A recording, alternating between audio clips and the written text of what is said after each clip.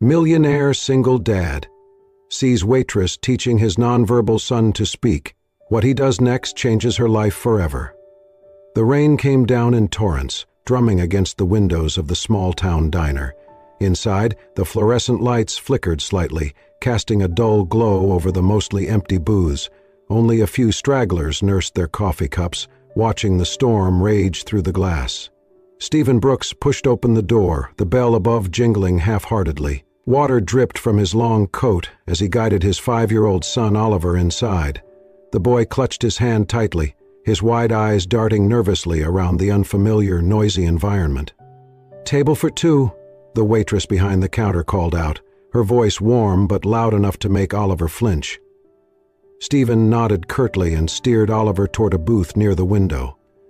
He helped the boy into the seat and slid in across from him. Oliver immediately began to rock slightly, humming under his breath, his small hands flapping once, then again. Stephen leaned forward, speaking softly. "It is okay, buddy. Just breathe. We will be out of here soon." The clatter of dishes from the kitchen made Oliver startle, and then a loud laugh from a nearby table pushed him over the edge. He let out a high-pitched scream, scrambled out of the booth, and fell to the floor. His arms flailed, and he began hitting the ground, overwhelmed and inconsolable. Stephen moved instantly, trying to pick him up, murmuring soothing words that barely registered against the chaos. Before he could lift Oliver, a figure dropped down beside them. It was a young woman, wearing a stained apron and an exhausted ponytail, but her face was calm, her movements slow and deliberate. "Hey there, buddy," she said softly, pulling a laminated picture card from her pocket and holding it up, a cartoon of a smiling face with the word "breathe" printed underneath. Oliver froze, staring at the card. His flailing slowed. The woman placed her hand on her own chest, exaggerating a deep breath in, then out. She tapped the picture again, smiling gently. Oliver mimicked her motion, taking a shaky breath. Stephen watched, stunned, as his son calmed down enough to sit up, his small body trembling but no longer in a full meltdown. The woman, Hannah, according to her name tag, smiled at Oliver and offered him a soft rubber toy from her apron pocket. Stephen's shock hardened into anger. "What do you think you are doing?" he barked. Hannah looked up, startled. "I was just," she began. "You do not get to touch my son without asking," Stephen snapped, his voice cutting through the diner. Heads turned. "I was trying to help," Hannah said, frowning. "He was overwhelmed. I have seen it before. I thought—" "You thought you would swoop in and play hero? Pity the poor autistic boy and his incompetent father?" Stephen's voice was sharp, brittle with something deeper than anger. Hannah's cheeks flushed. She stood slowly, the picture card still in her hand. "I was not pitying him," she said, her voice steady. "And I was not pitying you. I was trying to speak his language when you could not." Stephen's fists clenched at his sides. "You think you know anything about him, about us?" he ground out. "I know enough to see a boy who is scared," Hannah said quietly, "and a father who is too angry to see past his own pride." The words landed like a slap. Stephen opened his mouth to retaliate but stopped himself. Oliver, still sitting on the floor, was looking up at him, wide-eyed, silent. Hannah knelt again, ignoring Stephen, and spoke softly to Oliver. "You are doing great, sweetheart," she said. "Really brave." Oliver reached out a tentative hand toward the rubber toy still lying near. He grabbed it, clutching it tightly to his chest. Stephen swallowed hard, feeling the judgmental stares of the other diners pressing in around him. "Get up," he said to Oliver, his voice rough. Oliver obeyed, sliding back into the booth with the toy gripped tightly in one hand. Stephen tossed a crumpled bill onto the table and turned toward the door. Hannah watched them go, her heart aching. She had seen it before, the frustration, the helplessness buried under anger. She knew it too well because she had lived it herself once. She blinked rapidly, forcing back tears. Stephen pushed the door open into the roaring night, barely noticing the rain that pelted him as he guided Oliver back to the car. Inside the diner, the murmur of conversation resumed, but the tension lingered. Hannah picked up the laminated picture card from the floor and wiped it off with the corner of her apron. "Poor kid," she whispered. She glanced at the door again, but they were already gone. She did not expect to see them again. She certainly did not expect that this brief, disastrous meeting would be the beginning of everything she had ever dreamed of and everything she had ever feared. The rain had stopped by the next afternoon, leaving the streets slick and glistening under a weak winter sun. Stephen Brooks sat behind the wheel of his black SUV, his hands tight on the steering wheel as he waited for the light to change. Oliver was buckled quietly in the back seat, humming a soft, tuneless song under his breath. Stephen stared straight ahead, jaw clenched, but his mind was a million miles away. He had not been able to shake the encounter at the diner. Hannah's words echoed in his head, sharper than he cared to admit. A father too angry to see past his own pride. He hated how close to the mark she had hit. He had spent the whole night convincing himself he had been right to snap at her, that no stranger had any right to step into his son's world without his permission. But deep down, a gnawing guilt had taken root, growing with every hour that passed. Oliver had calmed for her. Oliver had smiled at her. That reality was harder to swallow than any bruised pride. The light turned green, and Stephen eased the car forward. As they rolled past the diner, he caught movement in the rearview mirror. Oliver had turned in his seat, pressing his small hand against the window, peering back toward the familiar red sign. Stephen frowned. It was not the first time. Every time they passed the place, Oliver's attention locked onto it, as if hoping to catch a glimpse of something or someone. Stephen shook his head and kept driving. At home, the afternoon unfolded in its usual quiet chaos. Oliver stacked blocks in careful, color-coded towers. Stephen answered emails, paced the kitchen, made half-hearted attempts at conversation that went nowhere. But the image of Oliver's face, lit with that tiny flicker of hope, would not leave him alone. That night, as Stephen tucked Oliver into bed, he found a small scrap of napkin clutched in the boy's hand. A crude, childish drawing, stick figures, a smiling woman with a big messy ponytail, and a little boy beside her. Hannah and Oliver. Stephen sat down heavily on the edge of the bed. "You like her, huh, buddy?" he said quietly. Oliver did not respond with words, of course, but his face said enough. His smile was small, shy, but real. Stephen felt something twist deep in his chest. It had been months, no, years, since Oliver had shown that kind of spontaneous joy around someone new. Stephen brushed a hand through Oliver's soft hair, his throat tightening. Maybe he had been too harsh. Maybe Hannah had seen something in Oliver that even he had overlooked. The next day, as they drove into town, Stephen watched Oliver carefully. Sure enough, as they passed the diner, Oliver leaned against the window, eyes scanning the parking lot with a quiet yearning. Stephen tightened his grip on the steering wheel. He did not want to admit it.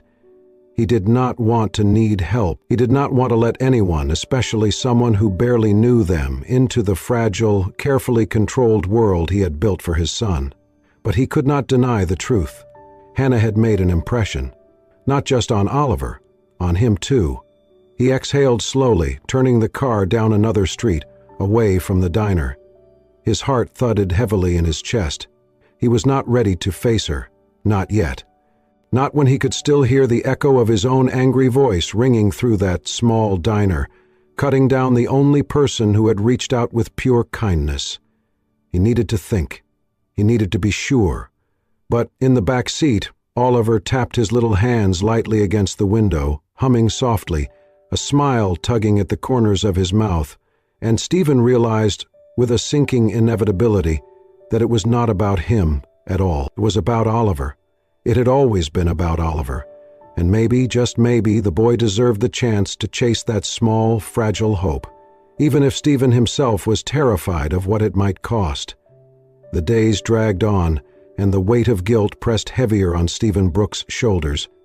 Every evening he watched Oliver retreat deeper into himself, his energy fizzling away like a dying spark. The little boy who had once stacked blocks and danced to cartoons now sat listlessly by the window, staring out as if waiting for someone who never came. Stephen tried everything he could think of. Trips to the park, new toys, favorite foods. Nothing worked. Oliver's smiles became rarer, his humming softer, almost mournful. It gnawed at Stephen worse than any sleepless night. On a chilly Saturday morning, Stephen watched from the kitchen doorway as Oliver sat cross-legged on the living room rug, clutching the worn napkin with the stick figure drawing.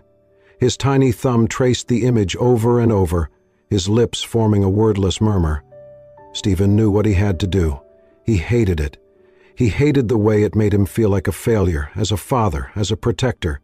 But Oliver was slipping away, and if he did nothing, he would lose him completely. Stephen grabbed his coat, his mind already racing with excuses he would tell himself later. This was for Oliver, not for Hannah. It had nothing to do with her. The diner bell jingled as he pushed through the door. Inside, the air was thick with the smell of coffee and bacon. A few regulars looked up but quickly returned to their meals. Hannah stood behind the counter, wiping down a coffee machine, her ponytail swinging as she worked. She did not notice him at first. Stephen hesitated, his pride clashing violently with his desperation. Then he cleared his throat. Hannah looked up, and her body tensed the moment she saw him. For a long beat, neither spoke. Stephen swallowed hard. "Can we talk?" he asked, voice low. Hannah's eyes narrowed slightly, but she nodded toward an empty booth. Stephen slid into the seat, feeling awkward and out of place. Hannah stood across from him, arms crossed defensively. "I am not here to fight," Stephen said quickly. "Good," Hannah said coolly, "because I do not have the energy." Stephen forced himself to meet her gaze. "My son," he began, then paused, searching for the right words. "Oliver. He has not been the same since that night." Hannah's face softened slightly. "He misses you," Stephen said. "He looks for you every time we drive past this place. He smiles when he sees brown hair." He exhaled sharply. "He drew you." Something flickered in Hannah's eyes, something tender but cautious. "I was wrong," Stephen admitted, the words scraping against his pride like sandpaper. "About you. About what you were trying to do." Hannah said nothing, waiting. "I am asking," Stephen said slowly, "if you would. Come spend a little time with him. One afternoon, no strings, just see him." Hannah blinked, visibly caught off guard. "You want me to babysit?" she asked, half incredulous. "No," Stephen said quickly. "No, just be there. Talk to him, however you did before." Hannah hesitated, her heart pounding. She should say no. Every instinct told her to stay away. She had her own troubles, her own fragile world barely held together. She did not have room for rich men with broken hearts and bigger egos. But then she thought of Oliver's face, the way his small hands had fumbled for the picture card, the tentative smile he had given her, and she remembered what it felt like to be needed, even in the smallest way. "I do not know," Hannah began, voice uncertain. "Please," Stephen said, and the rawness in his voice startled them both. Hannah glanced toward the kitchen, where her boss was shouting something about a broken fryer, toward the windows where rain threatened to fall again, toward the future she had long stopped believing in. She looked back at Stephen. He was not begging, he was not commanding, he was simply a father asking for help, stripped of all the armor he usually wore. "When?" she asked softly. Stephen exhaled, relief flashing across his face. "Tomorrow afternoon. At my place?" Hannah bit her lip. "Okay," she said finally, "but just for a few hours." Stephen nodded. "Thank you." As he stood to leave, he hesitated. "And Hannah?" he said. She looked up. "I am sorry. For what I said?" She gave a small, tired smile. "Just do better," she said. Stephen dipped his head and left without another word. Hannah watched him go, her heart pounding for reasons she could not quite explain. She wiped her hands on her apron and turned back to the counter, pretending her world had not just tilted slightly on its axis. In the back of her mind, though, a small voice whispered, "Maybe, just maybe, this was the beginning of something different." Sunday afternoon arrived, cloaked in hesitant sunlight. Stephen stood by the living room window, arms folded, watching the driveway with a knot of tension lodged in his chest. Oliver sat cross-legged on the floor, lining up a row of toy cars with meticulous care. Every few seconds he glanced toward the front door. Stephen checked the clock again. Hannah was supposed to be here 10 minutes ago. He was beginning to wonder if she had changed her mind when a small, battered sedan rolled into the driveway. Stephen exhaled slowly and moved to the door. Hannah stepped out, a canvas tote slung over one shoulder. She wore jeans and a faded blue sweater, her hair pulled back loosely. She looked different here, out of place but somehow fitting, like a splash of real life against the muted tones of his carefully controlled world. Stephen opened the door before she could knock. "Hi," Hannah said, a little breathless. "Hi," Stephen replied stiffly, stepping aside to let her in. Oliver's head popped up at the sound of her voice, his eyes widened, and a smile broke across his face, small but unmistakable. "Hey, buddy," Hannah said warmly, crouching down to his level. She pulled a small laminated card from her tote, showing a picture of two hands forming a sign. "This means friend," she said, signing the motion as she spoke. Oliver stared at her for a moment, then slowly, clumsily, mimicked the gesture. Stephen felt something catch in his chest.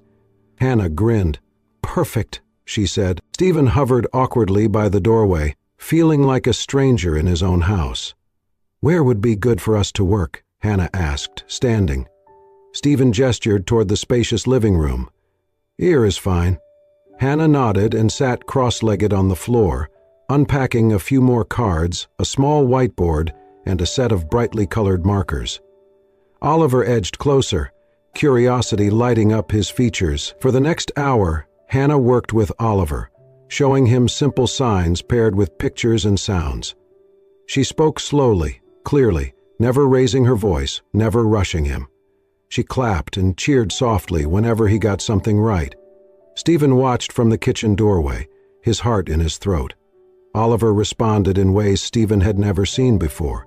He pointed, he nodded, he even tried to mimic sounds, his little face scrunched in concentration. At one point, Hannah drew a simple house on the whiteboard and signed home. Oliver tapped the picture twice, then looked up at her and smiled. Stephen felt a prick behind his eyes and blinked it away. He knew he should be grateful, and he was, but along with the gratitude came a sharp, unexpected pang of jealousy. For so long, it had just been him and Oliver against the world. They had their own clumsy rhythm, their own silent language. Now, here was this woman, this stranger, breaking through the walls he had never managed to breach. Stephen swallowed hard, forcing himself to stay back, to let it happen. Then, something extraordinary happened. Oliver stood up, clutching the whiteboard in his small hands. He crossed the room and tugged insistently at Stephen's sleeve. Stephen knelt down automatically. Oliver held up the board, his face shining with excitement. Stephen looked. On the board, scrawled in uneven but unmistakable letters, were three simple words. "I like Dad." Stephen's breath caught painfully. He looked at Oliver, at his bright, eager eyes, and felt something inside him shatter and heal at the same time. "You did this?" he whispered. Oliver nodded proudly. Behind them, Hannah watched with a soft smile, her heart swelling. Stephen pulled Oliver into a fierce hug, burying his face in his son's hair. "Thank you," he mouthed to Hannah over Oliver's head. She gave a small nod, blinking back tears.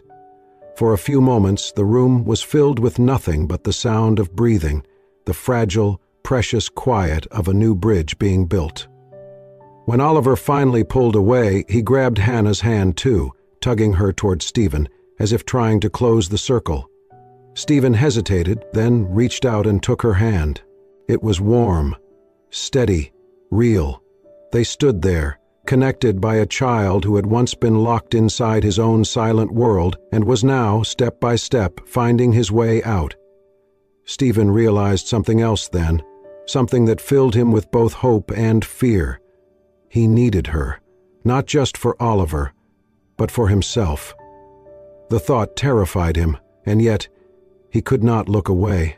Later, after Hannah packed up her materials and promised to return next weekend, Stephen stood by the door and watched her drive away. Oliver pressed his nose against the window, waving his small hand. Stephen smiled, but deep inside, a seed of unease took root. He had spent so long being everything for Oliver. Protector, teacher, voice. What if Oliver did not need him the same way anymore? What if Stephen was the one left behind? The fear whispered in his ear, dark and insistent. He pushed it down. For now all that mattered was the joy in his son's eyes. For now all that mattered was that, for the first time in a long time, their world was expanding, and maybe, just maybe, there was enough room in it for all three of them. The following weeks slipped into a soft rhythm. Every Sunday, Hannah arrived at Stephen's house, her tote full of teaching materials and her smile brightening the entire space. Under her gentle guidance, Oliver blossomed, mastering new signs, stringing hesitant words together, laughing more freely than Stephen had ever seen. Stephen watched it all with a strange mix of wonder and growing vulnerability. He told himself it was fine, but the more Hannah became part of their lives, the more Stephen realized he was relying on her. Not just for Oliver's progress, but for the way she softened the sharp edges of their once lonely world. Not everyone saw it that way. "You need to be careful," Julia, Stephen's sister, warned one rainy afternoon as they sat in his kitchen. "You barely know her."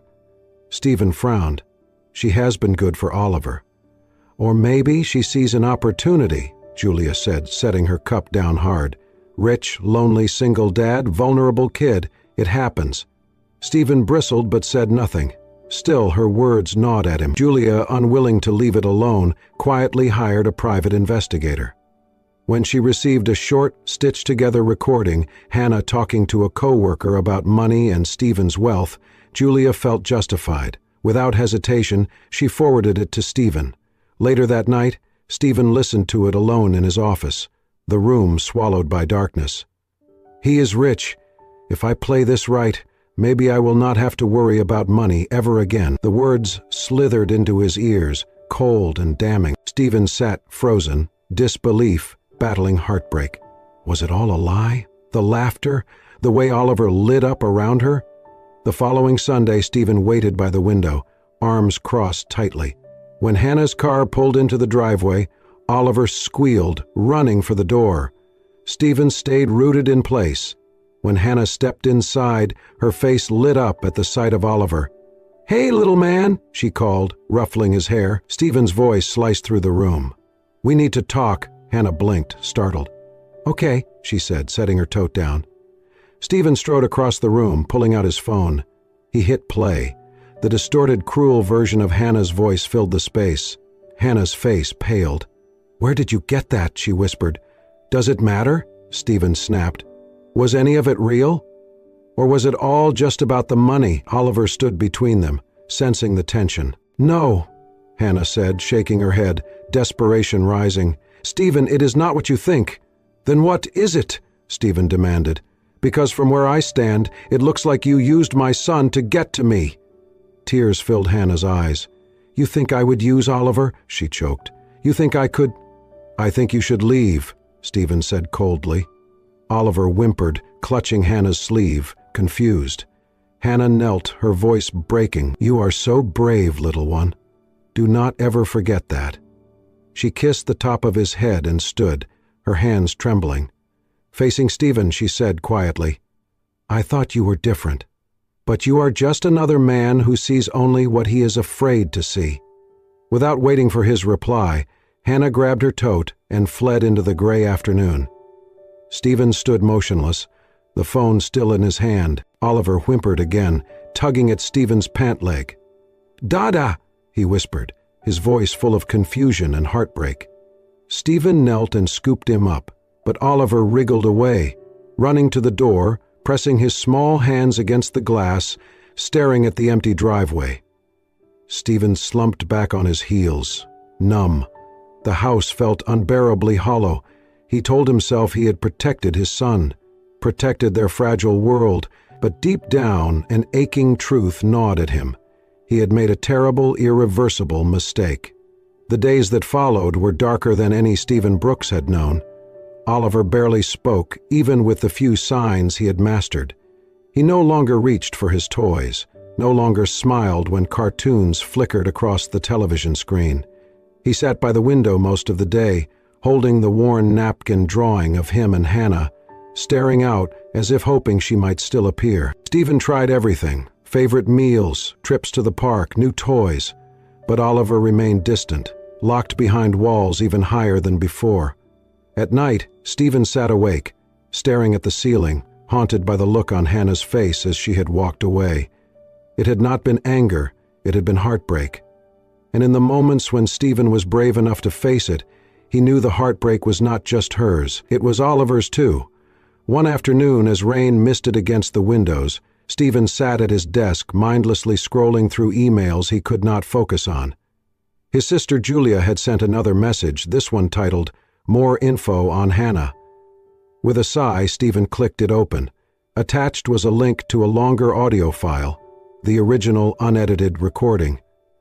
For a long time, Stephen simply stared at the screen. Then, with a shaking hand, he hit play. Hannah's voice filled the room again, but this time the full conversation was different.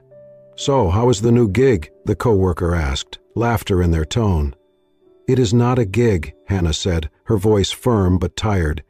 "It is just this little boy. He is amazing. I do not even know if I am helping him, but when he smiles at me—" She trailed off, emotion thickening her words. "It feels like maybe I am doing something good for once." "And the dad?" the coworker teased. Hannah laughed softly.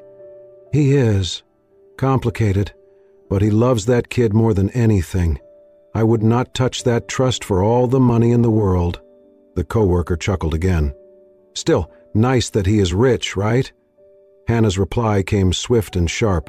"Money does not fix anything. Not what he is going through, not what that boy needs." Stephen sat frozen, the blood draining from his face. The words echoed in his ears, erasing every ugly assumption he had let take root. He had not just doubted Hannah, he had betrayed her. He had betrayed Oliver. Stephen shoved his chair back violently, pacing the room like a caged animal. His hands shook with anger at himself, at Julia, and the way he had let fear rule over trust. He thought of Oliver's small hands pulling at Hannah's sleeve, of the first time Oliver had smiled without prompting, of the way he had signed "friend" with clumsy pride. All gone now, because of him. Stephen scrubbed a hand over his face, sinking onto the couch as a heavy, inescapable guilt settled on his chest. In trying to protect his son, he had shattered the first real connection Oliver had ever built outside their tiny, isolated world, and Oliver knew. He knew something had been broken.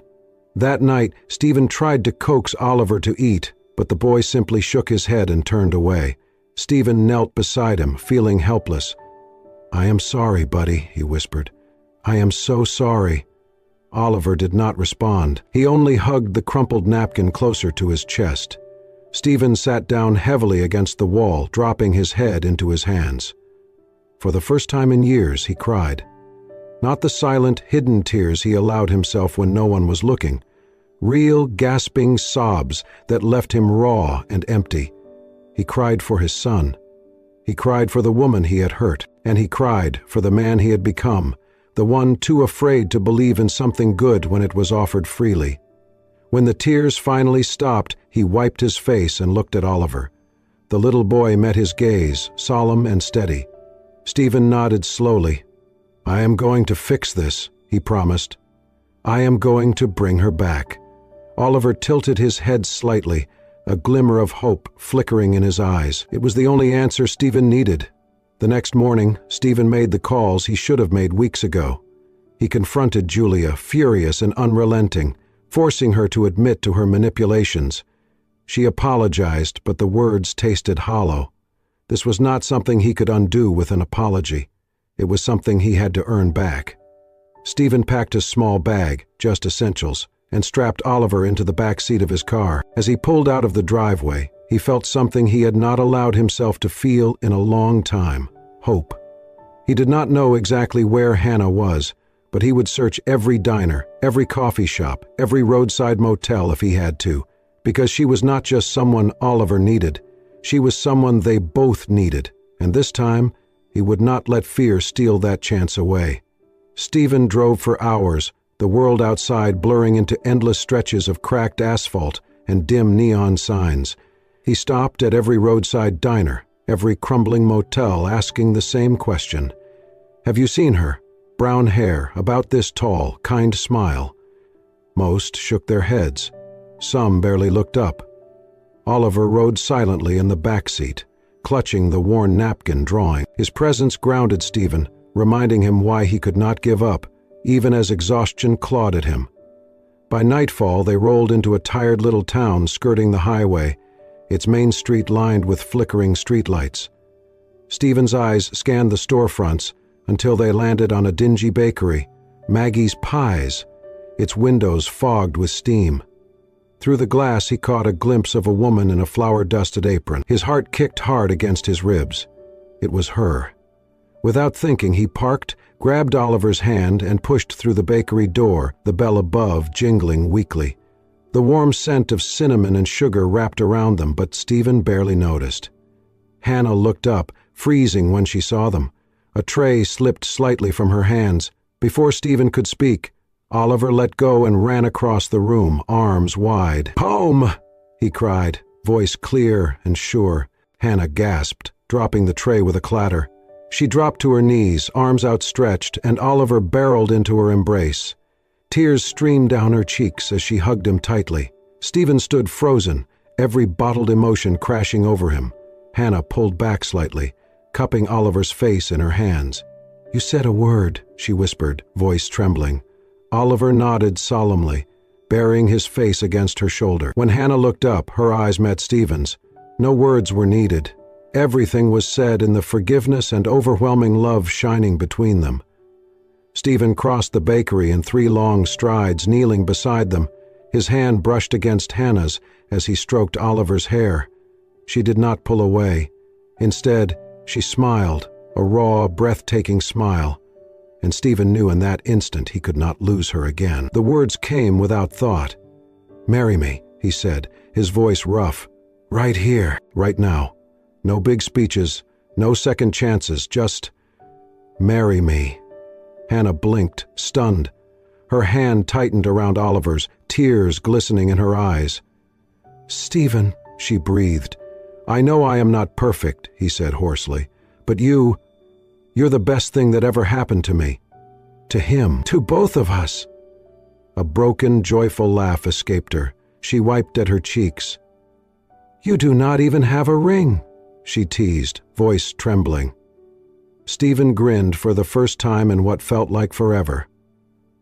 "I will get you one tomorrow. 10 if you want." Hannah looked down at Oliver, who watched them with wide, hopeful eyes. She cupped Stephen's face gently, leaning in until their foreheads touched. "Yes," she whispered. "Of course, yes." Stephen pulled her into his arms, holding her tightly as Oliver squeezed between them, giggling with delight. Outside, the rain fell softly, blurring the town into a watercolored dream. Inside, under the flickering yellow light and the smell of warm bread, a broken family found itself again. And this time, nothing, not fear, not pride, not even the past, could tear them apart. They stayed like that for a long time, laughing and crying, holding each other, as if the rest of the world had fallen away. Eventually Maggie, the elderly bakery owner, peeked from the kitchen with a bemused smile. "You gonna buy a pie or what?" she teased, hands on her hips. Stephen laughed, wiping his face. "2 pies," he said, "the biggest you have." Maggie chuckled and disappeared back into the kitchen, humming. Hannah leaned against Stephen, her head resting on his shoulder. Oliver nestled warmly between them. Stephen kissed her forehead, feeling her sigh against him. This was it, not the life he had once imagined, not the life he had clung to out of fear. Something better, something real, something earned. As he sat there, surrounded by the 2 people he loved most, Stephen understood something simple and true. Home was not a place, it was a feeling, and he had finally found it. Spring unfolded gently across the countryside, painting the hills with wild flowers and draping the sky in endless blue. Nestled between the fields was a small farm, its white fence newly painted, its porch sagging slightly under the weight of new beginnings. Stephen Brooks stood on the porch, a mug of coffee warming his hands, watching the morning unfold. Inside, laughter echoed, a sound once foreign to him, now the rhythm of his life. Hannah had turned the old barn into something beautiful, a center for children like Oliver called Hope Haven. Parents came for miles around, drawn by stories of miracles. They never knew Stephen was the silent benefactor who had bought the land, paid every bill. It was Hannah's dream brought to life, and he was happy to stay in the background. Oliver thrived here. Gone was the boy who cowered in corners. Now he ran freely through the fields, his laughter carrying on the breeze, speaking more with each passing day. Today was not about therapy or renovations. Today was about family. The wedding was simple, exactly as they had wanted. No grand venues, no endless guest lists. Just them, the land that had cradled their healing, and a handful of people who mattered. Stephen adjusted his tie nervously, glancing down the path, and saw her. Hannah walked barefoot through the grass, a crown of wildflowers resting on her head, her dress flowing with the breeze. She looked like she had stepped from one of Oliver's drawings, soft, radiant, breathtaking. Oliver ran ahead, clutching her hand tightly, his face beaming. Stephen's heart swelled so full he thought it might break. They met under an ancient oak tree, its arms stretched wide like a blessing. Maggie from the bakery, who insisted on officiating, stood waiting, grinning over a thick, battered book. "Ready?" she whispered. Stephen and Hannah exchanged a look, laughter bubbling between them. No words were needed. They were already home. The ceremony was short, sweet, and perfectly imperfect, Oliver interrupting to hand Stephen a dandelion, the wind tugging Hannah's hair, Maggie forgetting half her speech and laughing through the rest. It was perfect. When Maggie finally said, "You may kiss the bride," Stephen needed no encouragement. He leaned in, kissing Hannah with a love so fierce and sure, the world seemed to tilt beneath them. When they finally pulled apart, Oliver clapped his hands, giggling, and then, in the hush that followed, Oliver looked up at Hannah with bright, solemn eyes. "Mom," he said clearly. The world stopped. Hannah gasped, dropping to her knees as tears sprang. Oliver launched himself into her arms and Stephen dropped down beside them, wrapping them both into a tangle of laughter, tears, and unstoppable love. They stayed there as the light faded, as the sky deepened to a soft velvet blue. Later, they sat on the porch swing, Oliver curled asleep between them. They watched the stars blink into being, the air heavy with the scent of honeysuckle and fresh earth. Then, with a sudden sweep, a shooting star cut across the sky, burning bright and fierce against the night. Hannah caught her breath and pointed. "Look," she whispered. Stephen followed her gaze, smiling. "A wish?" he asked quietly. She shook her head, her voice thick with emotion. "No," she said, "a promise." Stephen tightened his arm around her, pressing a kiss to her temple. "Whatever comes," he murmured, "whatever storms, we hold on to this." "This," Hannah echoed, brushing her fingers through Oliver's hair. "Our messy, beautiful, imperfect family." Stephen closed his eyes, feeling the truth of it settle deep into his bones. They had been lost, they had broken, they had almost given up. But love, real, stubborn, imperfect love, had stitched them back together in ways he had never dared to dream. He looked down at the two people he loved most, their faces glowing in the soft starlight. Home was not a place, it was a feeling, and they had finally found it. Above them, the shooting star burned out, leaving the vast, endless sky, and three steady hearts beating stronger together than they had ever been alone. In a world that often feels overwhelming, where hope can seem just out of reach, Stephen, Hannah, and little Oliver remind us of a powerful truth. Family is not about perfection. It is about love. It is about standing together through the storms, healing the broken places, and building a home from laughter, forgiveness, and second chances. Thank you for joining us on this beautiful journey of healing, trust, and unconditional love. If stories like this touch your heart and remind you of the resilience we all carry within, we invite you to subscribe to Soul-Stirring Stories. Here, we share tales that inspire, heal, and celebrate the extraordinary power of human connection. Stay with us for more real, emotional stories that speak to the soul. Until next time, may you always believe in the beauty of second chances.